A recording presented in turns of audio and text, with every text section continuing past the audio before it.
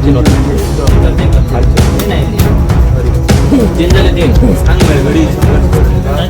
सावंतवाडी पोलिसांनी अवैध धंद्यांवर धडक कारवाई सुरूच ठेवली आहे. बुधवारी पहाटे शहरातील एका जुगार अड्ड्यावर धाड टाकत त्यांच्या मुसक्या आवळल्या. पालकमंत्री नितेश राणे यांनी अवैध धंद्यांविरोधात घेतलेल्या आक्रमक भूमिकेनंतर पोलिसांनी कारवाईचं सत्र सुरूच ठेवलंय. गोपनीय सूत्रांनी दिलेल्या माहितीनुसार होळीचा खुंट पांगम गल्ली सावंतवाडी इथं जुगार अड्ड्यावर पहाटे 4:30 वाजता छापा टाकण्यात आला. यात 3 इसम मिळाले असून बाकीचे पोलिसांची चाहूल लागल्यानं पळून गेले. या पळून गेलेल्यांचा शोध सुरू आहे. जुगार अड्ड्याचा चालक हेमंत रंकाळे आणि इतर दोघांवर कारवाई करण्यात आली आहे. त्यांना पोलीस ठाण्यात नेण्यात आले.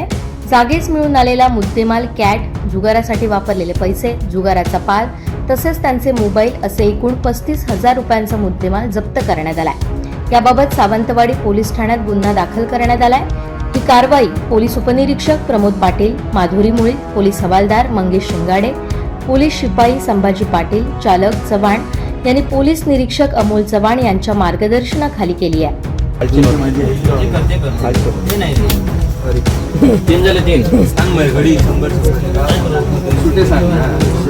माझे जोडा का